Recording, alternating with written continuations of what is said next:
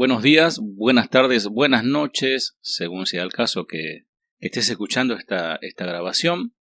Es una bendición, ¿no? Nuevamente recorrer como si fuese un tren que recorre las estaciones. Ya pasamos por todo el Antiguo Testamento, atravesamos el tiempo de silencio, los 400 años, ingresamos a Mateo, seguimos con Marcos, Lucas, Juan, Hechos, y hoy vamos a estar viendo, por la gracia del Señor, 4 cartas. No se asusten, si bien el estudio va a ser interesante, yo creo que nos tomamos este tiempo para poder estudiar. Si están de acuerdo, porque si tuviésemos que asistir, tenemos que tomar el micro, o como dicen los mexicanos, el camión, y esperar para llegar hasta el lugar, y después volver, y esperar el camión de vuelta para llegar a la casa. Y aquí estamos en casa tranquilo, te preparas un cafecito, un té, un mate o algo fresco según sea el caso, y podés disfrutar de este tiempo, de conocer un poco más la palabra de Dios en este estudio panorámico del Nuevo Testamento. Hoy nos convoca Primera y Segunda de Tesalonicenses, y Primera de Corintios y Segunda de Corintios. Palabra de Dios que tenemos presente todo el tiempo para nuestro estudio personal, para preparar la enseñanza bíblica, aún para los niños, y para predicar la palabra del Señor. Primera de Tesalonicenses es del apóstol Pablo. El Pablo ha sido el misionero más grande de todos los tiempos. Llevó el cristianismo a Asia Menor, queridos, Macedonia y Grecia. O sea, 3 grandes áreas del mundo mediterráneo oriental, donde, digamos, como decimos aquí en Argentina, donde se cocinaba todo. Era el centro, la urbe del mundo. Para que te des una idea, si vos agarras el mapa mundo, ves la bota, que es Italia. Detrás de la bota está el mar Adriático. Del otro lado del mar Adriático está Grecia.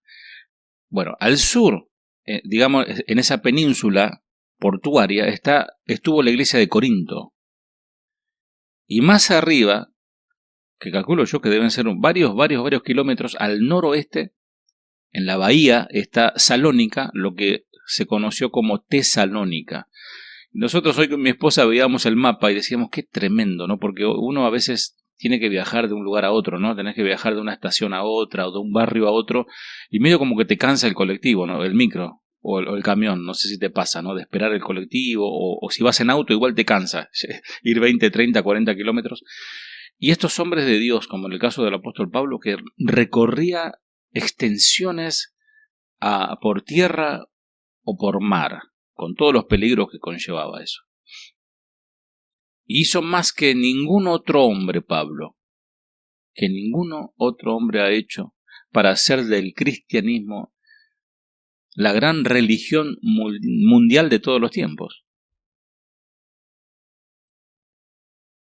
Escribió allí Primera de Tesalónica en Corinto, o sea, al sur de Salónica, de Tesalónica, a finales del año 50 o a inicios del año 51. En su segundo viaje misionero, Pablo y sus compañeros fueron a Tesalónica.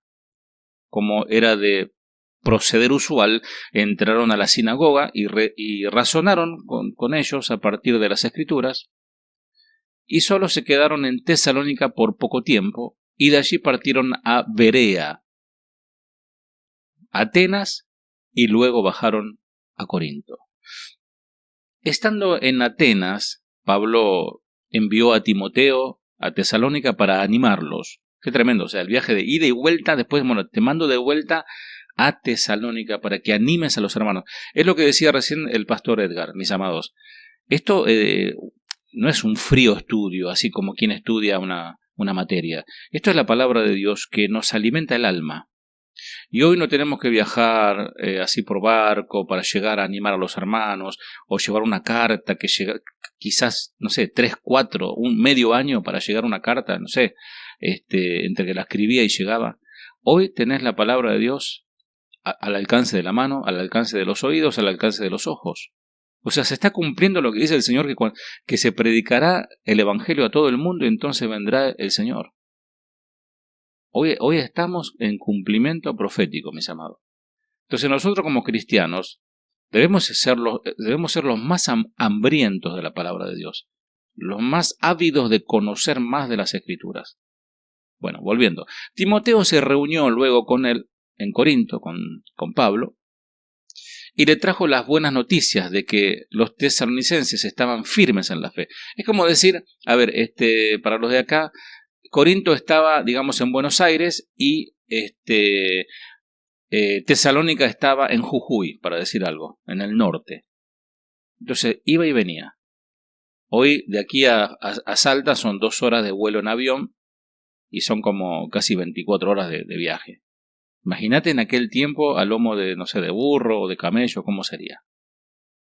Pablo escribió, cuando viene Timoteo con informes sobre Tesalónica, ahí Pablo comienza a escribir Primera de Tesalonicense, es una de las primeras cartas de Pablo, y por tanto también uno de los primeros libros del Nuevo Testamento. Interesante porque sabemos que la palabra de Dios es inspirada por Dios, útil para enseñar, para corregir, para redarguir. Pero a veces algunos tienen ciertas fantasías de que a Pablo venía el Espíritu de Dios y Pablo quedaba enajenado y su mano comenzaba a escribir sin control. No, Pablo enviaba la carta en respuesta a situaciones, contestando problemas que había en la iglesia, o sea, y el Espíritu de Dios guiándole para hablar a la iglesia. Como la palabra de Dios es viva y eficaz y sigue siendo tajante, cortante como espada de 2 filos, esa misma palabra hoy te puede estar hablando en un estudio de las Escrituras. Bueno, el autor de esta carta de Primera Tesalonicenses, obviamente, desde los inicios de la iglesia, se ha aceptado que ambas cartas a los tesalonicenses fueron escritas por Pablo, el apóstol, el Saúl de Tarso, devenido al apóstol Pablo. En ella se nota el característico estilo paulino, que era un saludo inicial, una bendición, una oración de acción de gracia, seguida por una sección amplia de doctrinas y práctica. Y al final, un saludo personal y una bendición. Y esta era la forma natural que acostumbraba Pablo a redactar sus cartas. Los primeros padres de la iglesia, o sea, los años subsiguientes después de la muerte del último apóstol Juan, 100, año 200, año 300 y en adelante, y aún más adelante, no tuvieron ningún problema en citar esta escritura de Primera de Tesalonicenses como autoría de Pablo. Los antecedentes de esta carta, Tesalónica, que ahora se llama Salónica, como les dije, que era una ciudad griega, capital de la provincia romana de Macedonia, y Pablo inició su ministerio allí en la sinagoga judía. Sin embargo, la iglesia que se fundó en esa ciudad incluyó no solo a judíos, sino también a un grupo grande de griegos, devotos y muchas mujeres. Estos griegos se sentían desde antes atraídos por la fe monoteísta judía, pero no se habían entregado completamente al ritualismo judío, o sea, no se habían circuncidado. Muchos judíos de Tesalónica no se hicieron creyentes y con el tiempo los gobernantes de la sinagoga rechazaron a Pablo y lo expulsaron de la ciudad. Porque estos judíos estos griegos no se hacían prosélitos judíos, sino que se hacían cristianos. El propósito de esta carta, la mayoría de la gente de la iglesia de Tesalónica se había convertido de la idolatría y de una vida de fuerte inmoralidad. De ese pasado se habían vuelto hacia Cristo. Cuando estuvo en Tesalónica, Pablo no tuvo tiempo de instruir a sus convertidos tan a fondo como él hubiera querido. Por tanto, en esta carta expresa gozo de felicidad. Los anima en medio del sufrimiento, los instruye en el camino de la santidad y los corrige. Y también corrige conceptos errados que tienen sobre el regreso del Señor. El contenido de esta primera carta a los tesalonicenses, en la carta Pablo enfatiza la segunda venida del Señor Jesús y la segunda bendición de la santificación en la vida del creyente. En primera de Tesalonicenses, yo te animo a que tengas, como siempre, obviamente, estás estudiando un apuntador, tu Biblia abierta, una lapicera que funcione, y anotas los textos. Hay 3 textos sobresalientes sobre la santificación. Capítulo 3, versículo 12 al 13, siempre de la misma carta. Capítulo 4, versículo 3. Y capítulo 5, versículo 23. Allí se habla sobre la santificación. Al final de cada capítulo se menciona la segunda venida de Jesús. El pasaje clásico sobre el rapto de la iglesia se halla en capítulo 4, versículo 17. Ahí habla sobre el rapto de la iglesia. Y los muertos en Cristo resucitarán primero y nosotros no nos adelantaremos, ¿no? Y este pasaje, el discurso del huerto, está citado en capítulo 4 de Primera Tesalonicenses, versículo 13 al 18. También tenemos la defensa de la resurrección, que esto lo ahonda ya en Corintios, primera carta de Corintios, que ahora vamos a ver. Y el Apocalipsis son las grandes secciones proféticas del Nuevo Testamento. Repito, capítulo 4 de Primera de Tesalonicenses, Mateo capítulo 24, que es la columna vertebral de las profecías bíblicas en labios de Jesús, y Primera de Corintios capítulo 15 y Apocalipsis obviamente son los libros proféticos sobre los tiempos del fin, que muestran que las verdades escatológicas, escatología significa el estudio del fin de las cosas o el fin del tiempo, eran parte de las doctrinas fundamentales básicas que se les enseñaban a los nuevos convertidos. Pablo ora por la santificación de los tesalonicenses y les dice cómo vivir una vida santa. Es decir, porque le habla de la venida de Cristo, le habla del arrebatamiento, le habla de la resurrección de los muertos, pero si ustedes lean el capítulo anterior, capítulo 3, y los versículos anteriores a 4:17, Pablo le habla de la santificación, de una vida correcta para poder ir con el Señor. Sabiendo que la prueba final de toda doctrina no es el llenarse la cabeza de conocimiento, sino es el carácter de Cristo en la vida de cada cristiano. El apóstol inicia describiendo con detalle la conversión de los tesalonicenses. El cambio de sus vidas era bien conocido por todas las iglesias. Lo dice Pablo. En su capítulo 1, versículo 3, dice: la obra de vuestra fe, el trabajo de vuestro amor y vuestra constancia en la esperanza.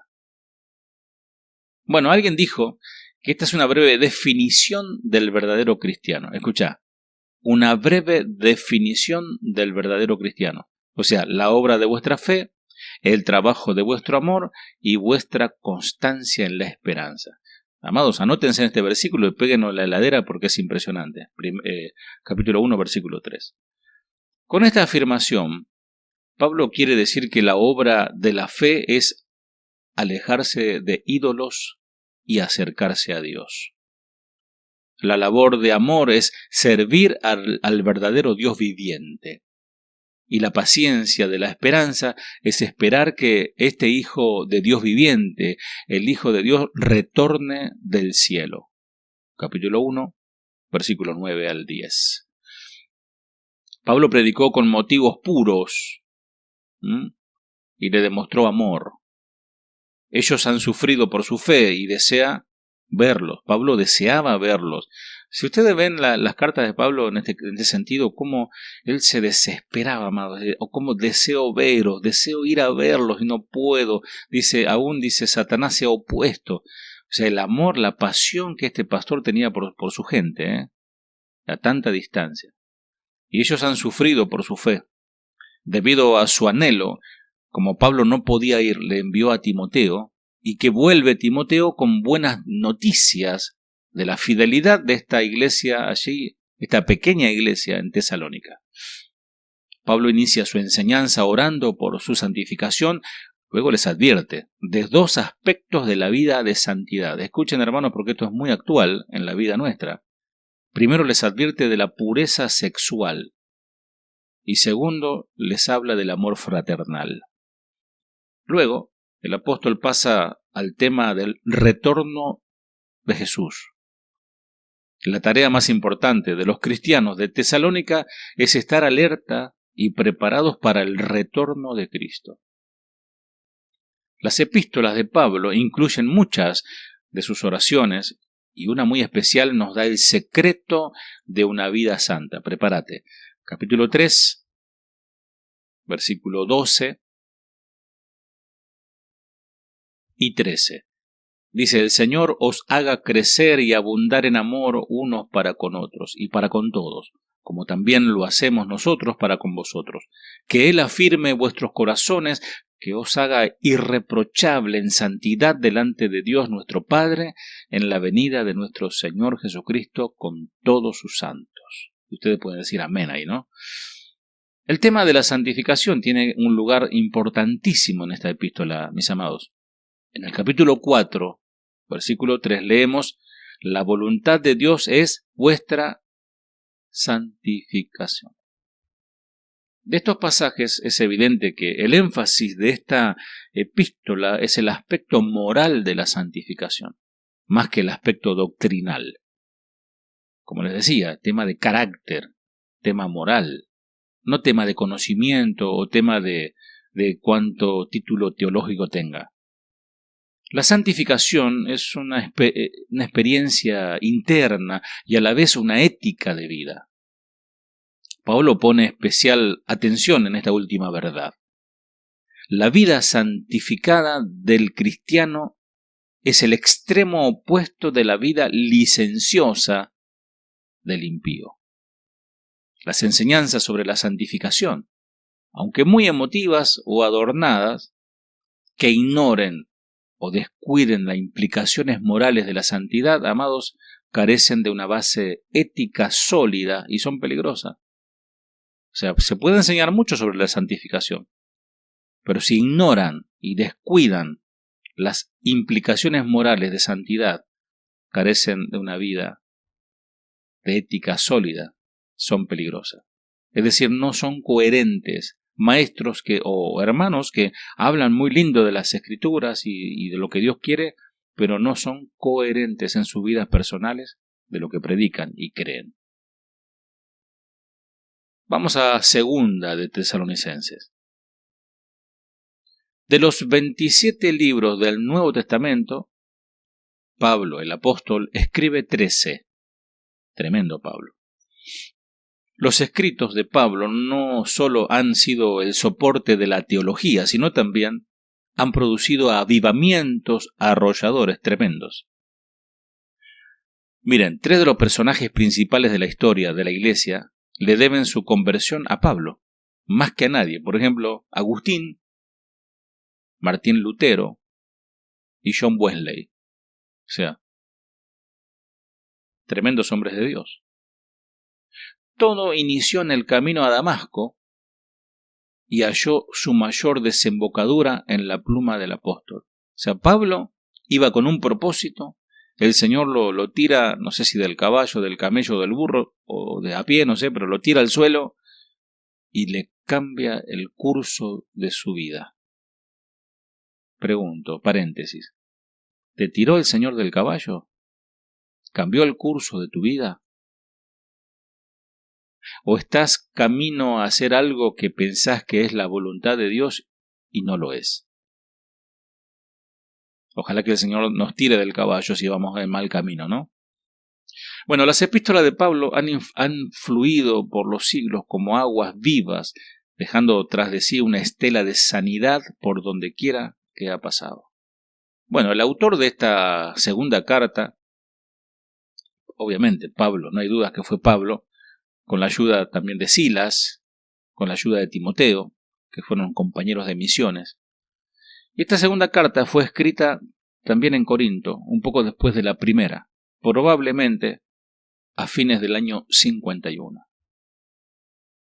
Antecedentes, bueno, varios de los temas de primera de Tesalonicenses están presentes en esta carta. El sufrimiento causado por el ocio y el retorno del Señor. Los tesalonicenses habían deducido erróneamente, ellos sacaron cuenta, quizás por causa de la primera carta, que Cristo volvería de inmediato. Bueno, en un momento Pablo mismo lo pensó. Y esto produjo un fanatismo enfermizo en la iglesia de Tesalónica. Y amados, tristemente, hoy hay muchos también, hay muchos cristianos y aún maestros que están hasta dando fechas de la venida del Señor y andan viendo al anticristo por todos lados. Amados, nosotros tenemos que mirar a Cristo. Sea que venga hoy, esta noche mismo, o la semana que viene, o dentro de, no sé, el tiempo que Dios diga. No podemos estar, centrándonos en ese aspecto cuando no predicamos el Evangelio. Queremos asustar a la gente, sí, caerán estrellas encendidas, los muertos se levantarán, etcétera, ¿no? El diablo se desatará con furia, pero tenemos que predicar el Evangelio.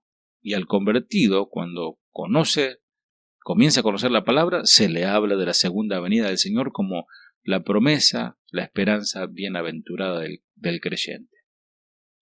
El propósito de esta segunda carta, que fue escrita para animar a los tesalonicenses en su sufrimiento, para ayudarlos a comprender mejor el retorno del Señor y para instruirlo en una vida de trabajo responsable.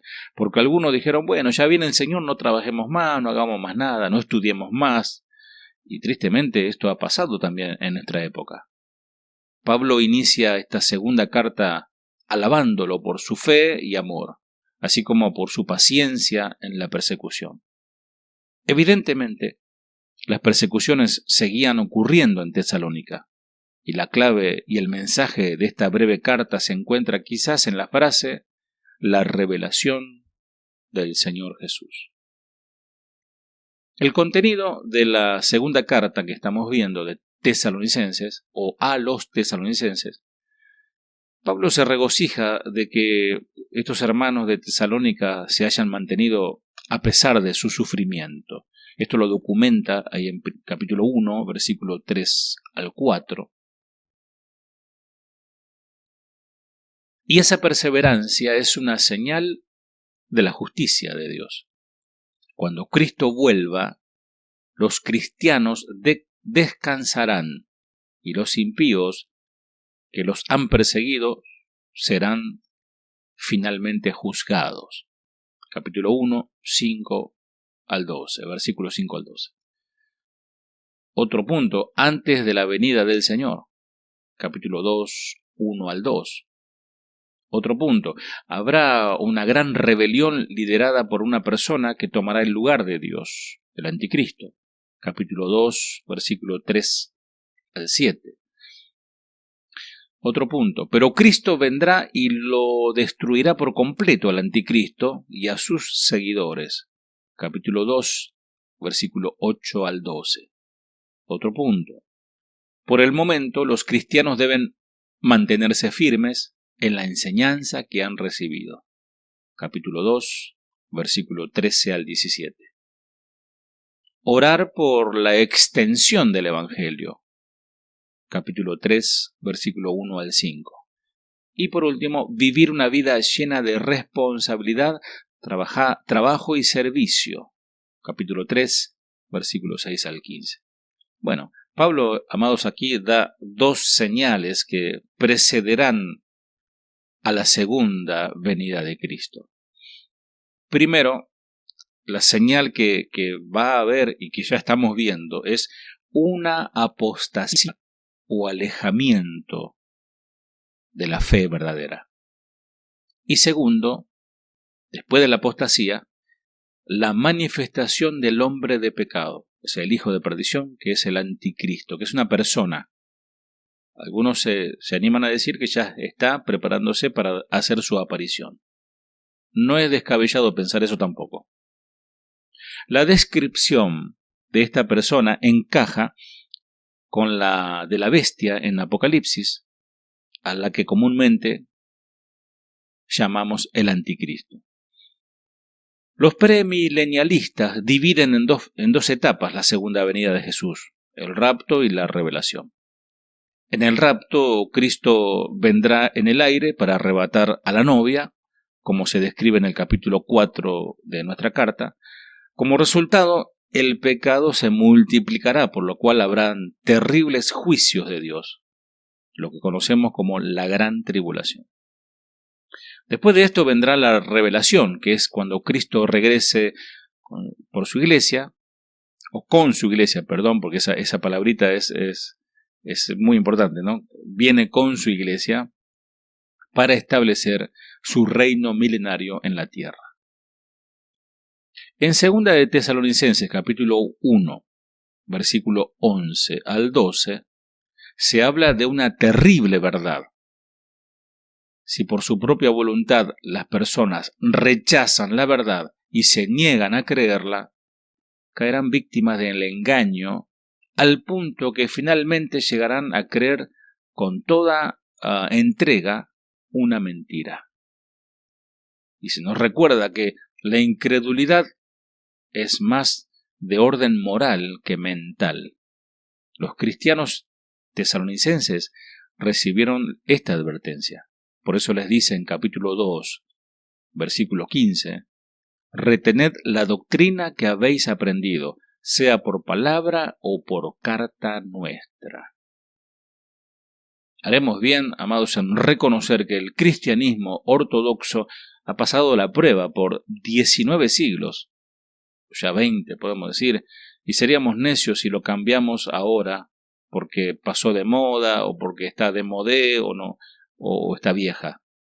Como advertencia final, Pablo exhorta a sus lectores a ser fieles en Cristo. Y habla con fuerza contra la idea de esperar la venida de Cristo sin hacer nada, diciendo, si alguno no quiere trabajar, que tampoco coma. Capítulo 3, versículo 10. Reprende también a los que en lugar de ocuparse son molestia para otros y los exhorta. Trabajar sosegadamente y a comer su propio pan. Capítulo 3, versículo 12.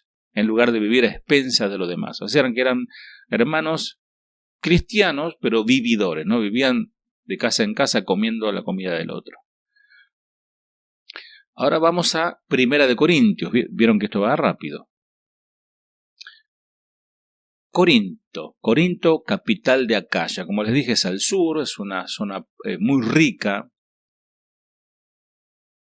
muy importante de Grecia, un lugar portuario, pero también era la más corrupta, por ser centro de comercio. Corinto había sido invadida por toda clase de religiones y filosofías, porque imagínate que llegaban todas las embarcaciones allí. Pablo fundó la iglesia corintia durante su segundo viaje misionero. Eso está registrado en Hechos capítulo 18. Y ministró allí por 1 año y medio, luego de que Pablo saliera de Corinto. Surgieron graves problemas en la iglesia. O sea, acá hay un refrán que decimos, se va el gato y los ratones hacen lo que quieren. Bueno, se fue el pastor y comenzaron los problemas. Surgieron tremendos problemas, así que el apóstol les escribió una carta bien severa, pero que aparentemente no dio bastante fruto. 2 de Corintios 5:9. Se enteró de que la iglesia estaba dividida y luego vino a él una delegación con una carta pidiendo su ayuda para asuntos específicos. La respuesta a eso fue 1 de Corintios.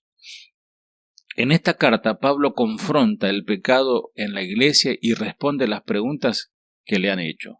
O sea, hubo un cuestionario allí para Pablo y en respuesta Pablo escribe esta carta de Primera de Corintios. Discute, por ejemplo, sobre el matrimonio, la idolatría, la adoración pública, los dones espirituales, otra vez la resurrección y la ofrenda especial que están recolectando para los hermanos judíos. Pablo había fundado una iglesia en la ciudad, pero la ciudad había entrado en la iglesia, o sea, el mundo entró a la iglesia, lo cual explicaba por qué había tantos problemas dentro de la iglesia.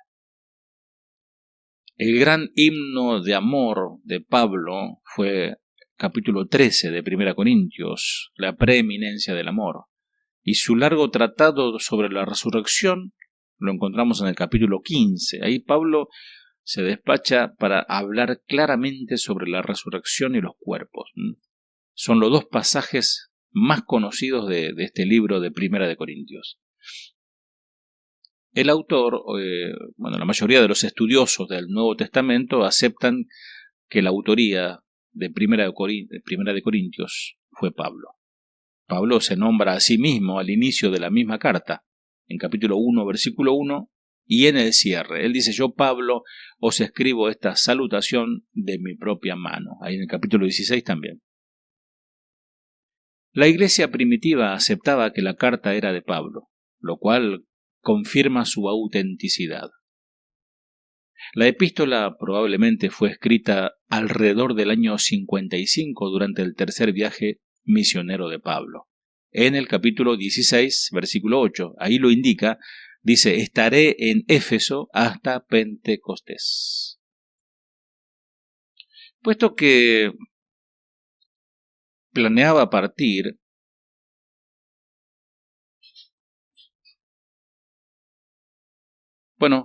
continuamos, hubo un pequeño desperfecto, aquí estamos, seguimos.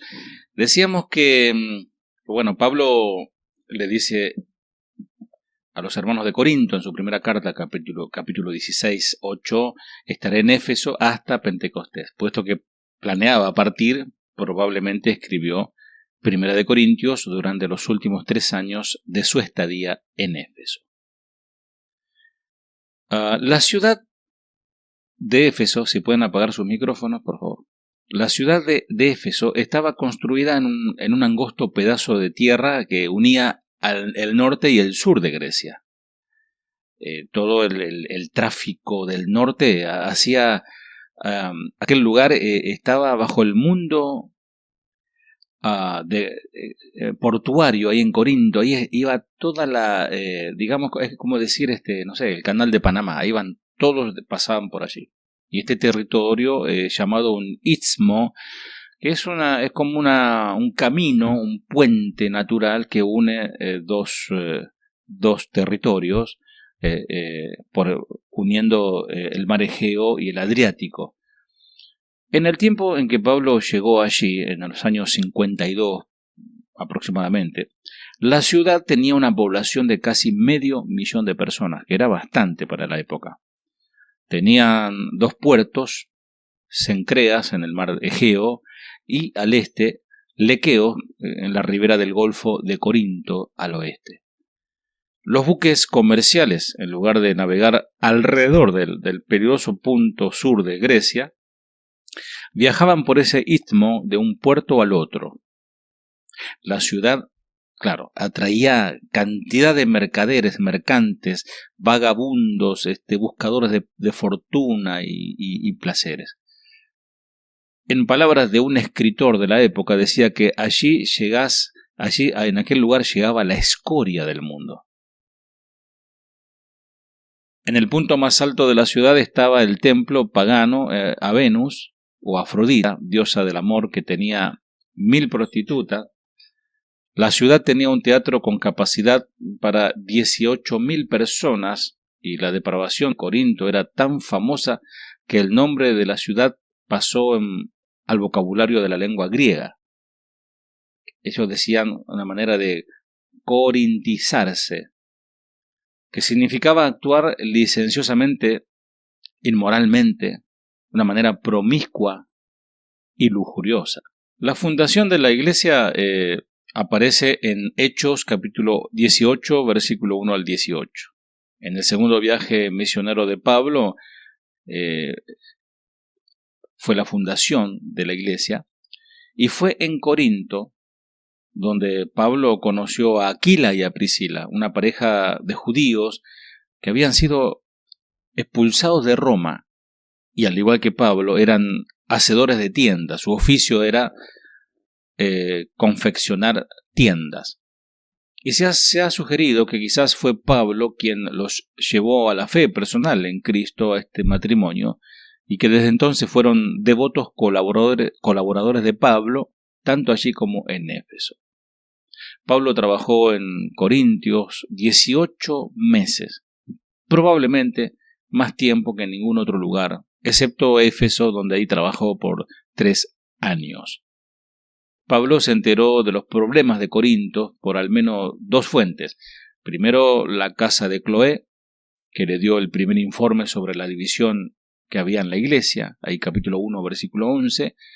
Y segundo, fue un segundo informe de Estéfanas, Fortunato y Acaico, quienes además le trajeron regalos de dinero y quizás una carta, a la cual Pablo hace referencia cuando responde preguntas sobre asuntos doctrinales y morales. Una cosa que debe notarse, y es que estas personas no incurrieron en chismes o cuentos, no vinieron a Pablo con cuentos. Su deseo era corregir los problemas y estuvieron dispuestos a que sus nombres fueran utilizados para enfrentar a los que estaban provocando los problemas a fin de poder solucionarlos. Primera de Corintios se divide en 2 partes.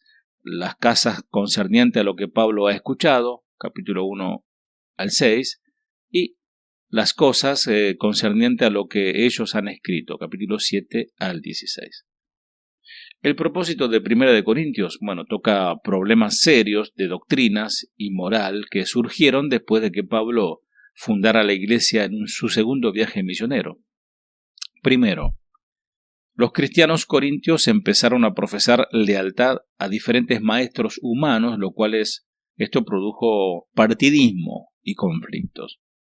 Segundo, creían que los dones espectaculares eran señales de una verdadera espiritualidad.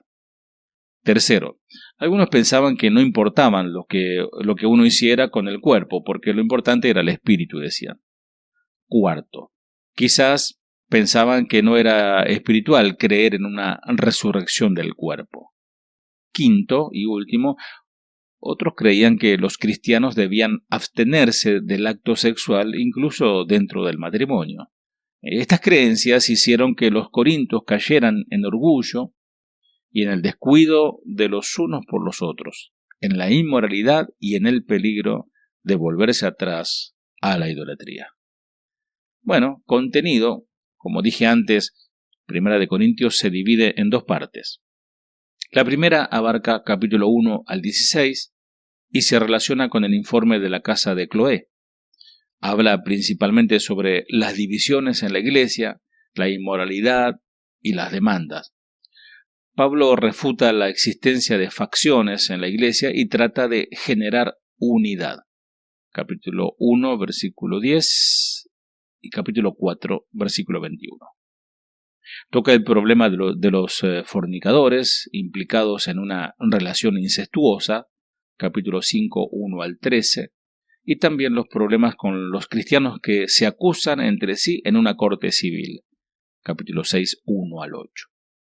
Además, habla sobre los problemas de aquellos que abusan de sí mismos sexualmente y enseñan sobre la santidad del cuerpo. Ahí Pablo enseña sobre la santidad del cuerpo en capítulo 6, versículos 9 al 20. En la segunda sección de 1 Corintios abarca los capítulos 7 al 16. Ahí Pablo contesta las preguntas que le han expuesto en una carta dirigida a él, preguntas que giran en torno a 6 problemas. Primero, los problemas del matrimonio, capítulo 7, 1 al 24. Parece que Pablo cree que el estado cristiano ideal es el del celibato o la vida de soltería, pero no les adjudica autoridad divina a alguna de sus propias opiniones, porque son, al fin y al cabo, opiniones de Pablo. Les aconseja a los casados que no se separen, incluso si uno de los cónyuges está, que no está convertido, no es cristiano. Y debemos recordar que Pablo quería resolver los problemas que existían en la iglesia del primer siglo. Segundo, cosas ofrecidas a los ídolos, capítulo 8 al 10. La respuesta de Pablo a este asunto es que un ídolo no es nada, y por tanto una casa no se ve afectada por lo que estén sacrificando. Pero es mejor no tener nada que ver con los ídolos de ninguna manera. Si comemos lo ofrecido a los ídolos, podemos ofender a un hermano débil, por lo que debemos abstenernos de hacerlo.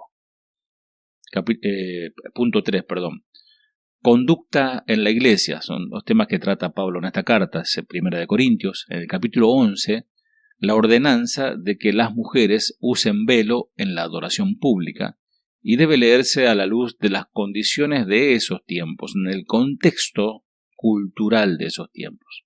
No podemos trasladar eso al siglo XXI.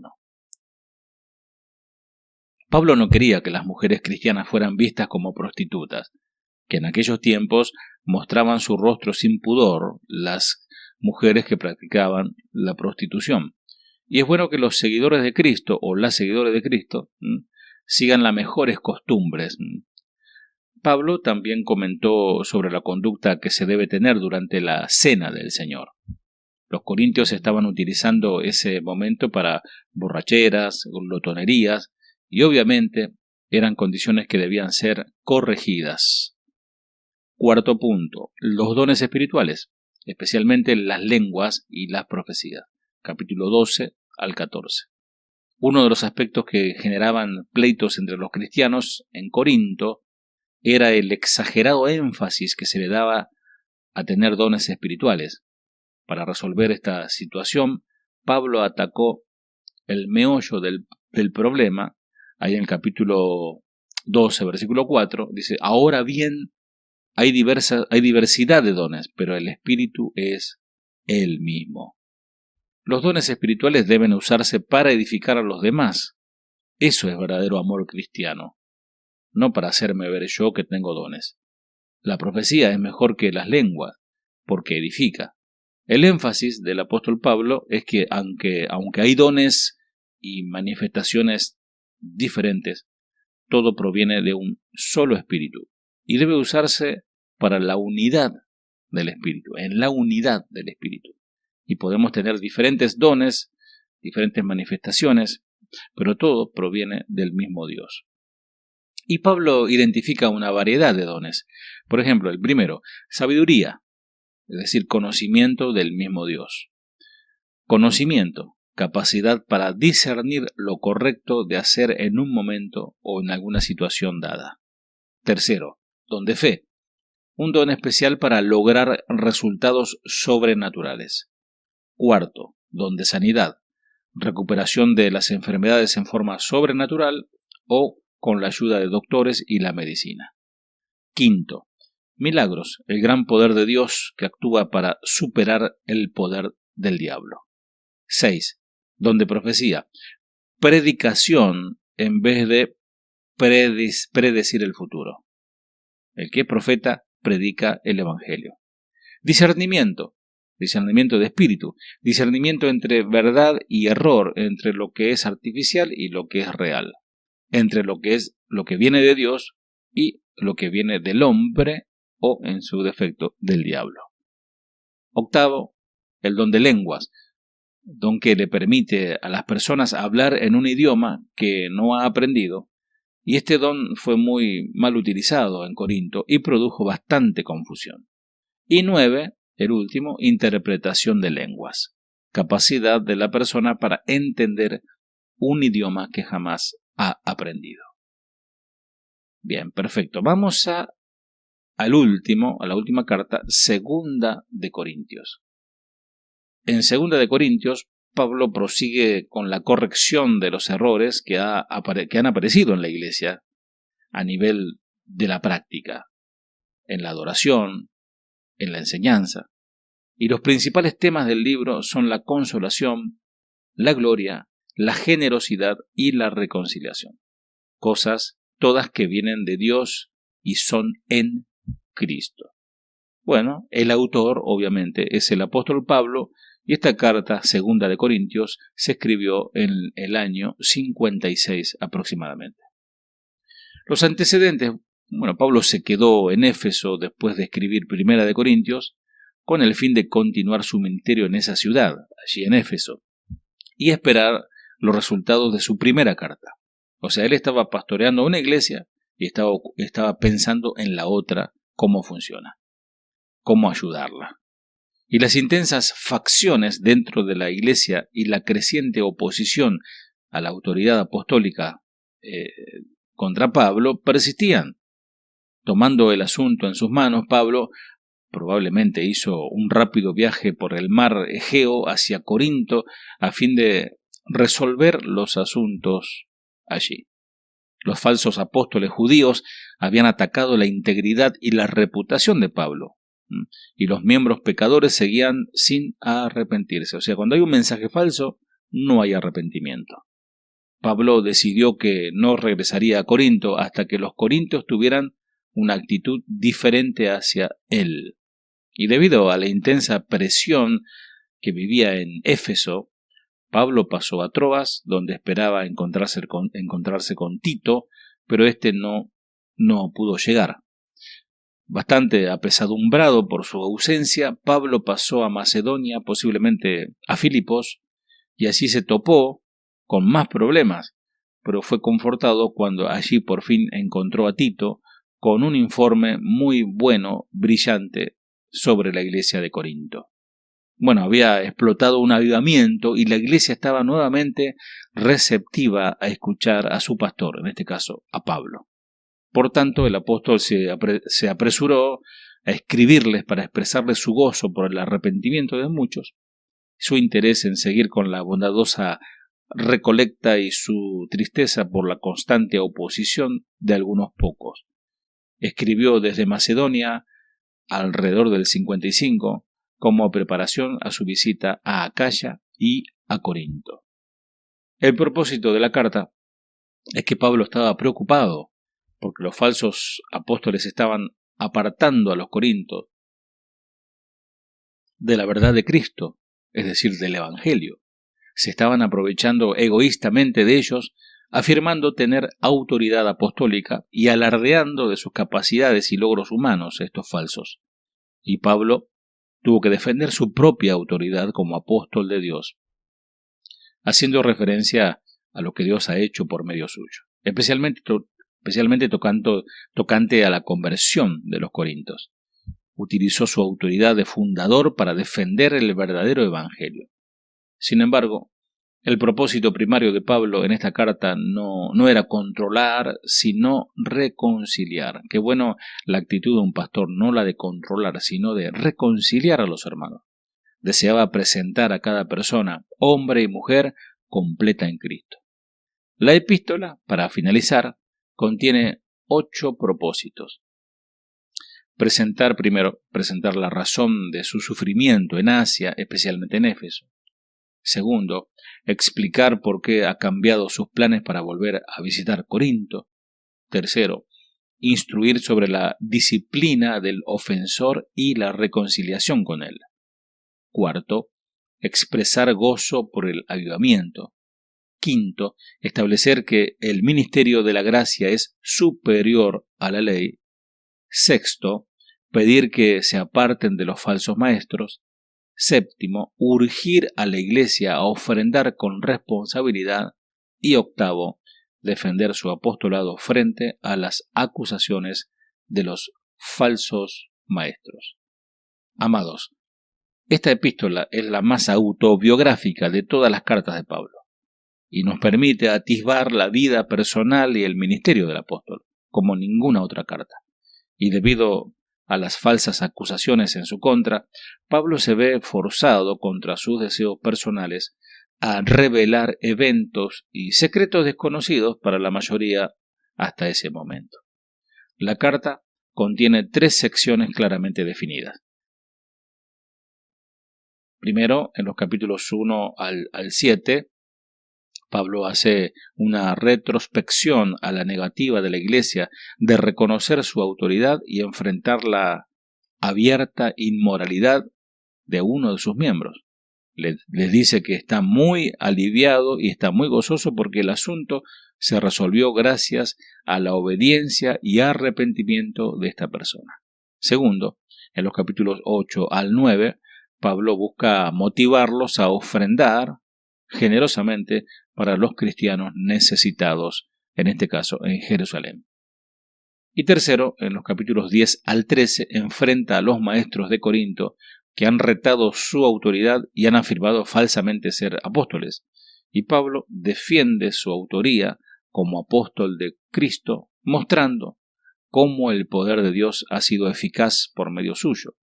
Debido a que Pablo se involucra tan profundamente en todos estos asuntos, la carta fue bastante emotiva y podemos sentir el latido del corazón del apóstol en su preocupación por las jóvenes iglesias luchadoras que estaban bajo su cuidado.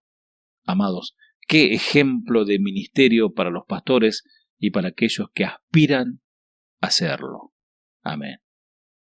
Bueno, mis amados, si el Señor no dice otra cosa, si nos permite, el próximo martes continuaremos con nuestro seminario online de Casa de Oración Banfield. Que el Señor te bendiga. Si tú no vas, yo no quiero ir a ningún lugar. Te has vuelto indispensable en mi andar. Si tú no vas, no hay propósito que valga la pena. Si tú no vas, mis grandezas como polvo quedarán. Me haces falta cada instante al respirar. Si tú no vas, no hay sentido de la vida si no estás.